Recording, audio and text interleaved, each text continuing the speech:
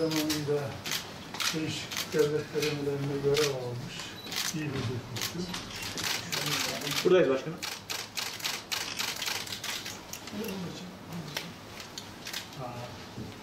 Çok teşekkür ederim. Biz teşekkür ederiz. Sayın Valimizin de ifade ettiği gibi Kamu Denetçiliği Kurumu olarak Gaziantep'te 2 günlük bir programımız var. Gaziantep'in misafirperverliğini, Gaziantep'in Türk ekonomisine ve Türk siyasetine ve Türkiye'deki bütün alanlara katkısını biliyoruz. Bir de bunu hem yakından müşahede edelim hem de halkla devlet arasında, kamu kurumları, kamu yöneticileri arasındaki memnuniyetleri, talepleri, memnuniyetsizlikler varsa bunları yerinde görelim, müşahede edelim arzu ettik.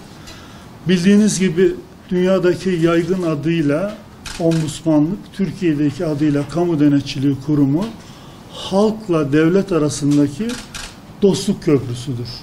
O aradaki zorlukları, sıkıntıları aşmak için ihdas edilmiş, kurulmuş olan anayasal bir kurumdur.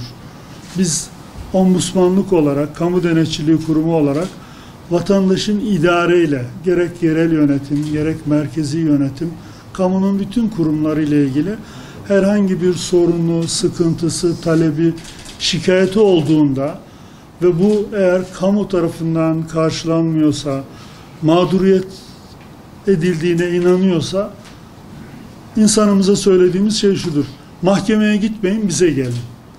Çünkü Kamu Denetçiliği Kurumu devlet-millet kaynaşması için kurulmuş olan bir kurumdur. Bize başvurulardan harç parası, pul parası, bilirkişi parası, tanık parası almıyoruz. Üçüncüsü, bize yapılan başvurularda hemen ilgili arkadaşlarımız, ilgili muhatap idareyi, kamu kurumunu arıyor.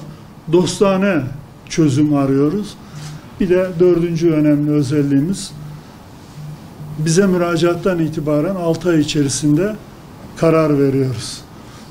Yani vatandaşın adaletle ilgili talebi nedir? Ucuz olması, bedava olması, kolay ulaşılabilir olması ve hızlı olması. Aşağı yukarı vatandaşla idare arasında Kamu Denetçiliği Kurumu bu alanlarda bunu temin eden bir kurum. Gaziantep, Türkiye'nin müstesna şehirlerinden birisi. Özellikle bölge ticaretinin merkezi. Bölge ticareti derken ben sadece Misak-ı Milli Türkiye coğrafyasını, Urfa'yı, Adana'yı, Adıyaman'ı, Maraş'ı kastetmiyorum. Maalesef Irak ve Suriye'de yaşananlar belli. Oradaki yıkımlar iç savaştan sonra Gaziantep, Halep'inde, Musul'unda, Şam'ında, Bağdat'ında ticari merkezi oldu çok şükür. Oralara besliyor, oraların ticaretine, kalkınmasına, gelişmesine, insani yardımına katkıda bulunuyor. Sayın Valimizin öncülüğünde ve şehrin hem siyasetçilerinin hem de kanaat önderlerinin çalışmalarıyla tıpkı ticarette olduğu gibi Gaziantep'in, Şam'ın, Bağdat'ın, Musul'un, Halep'in de bir üniversite merkezi, eğitim merkezi olması. Bunun yanı sıra dini açıdan bu saydığım yıkılan Bağdat'ın, Şam'ın, Halep'in doğurduğu boşluğu doğuracak, örtecek bir dini merkez de olması gerekiyor.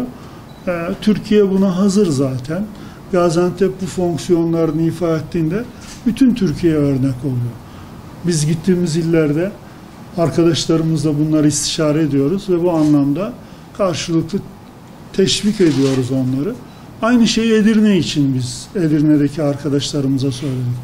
Edirne, Balkanların ticari, turizm, ilim merkezi, üniversite merkezi. Türkiye'nin belki de şansı bu. Erzurum, Trabzon, Kafkasya'nın, Antalya dünyanın turizm merkezi. Bunlar Türkiye'nin zenginlikleri ama bu zenginlikleri aşan, öncülük yapan illerimiz var. Bunlardan bir tanesi de Gaziantep. İşte birkaç gün içerisinde burada olacak olan programlar bunu gösteriyor. Gaziantep'in gücünü gösteriyor. Gaziantep sadece yemek kültürüyle öne çıkmıyor çok şükür.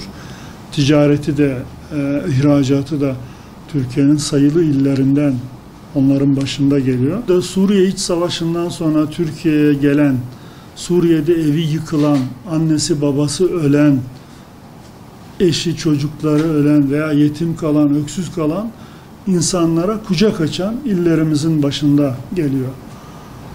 Biz daha önce Suriyeliler raporunu hazırlarken Kamu Denetçiliği Kurumu olarak bunu müşahede etmiştik. Yani gönlü geniş, yüreği geniş, ufku geniş bir ilimiz Gaziantep.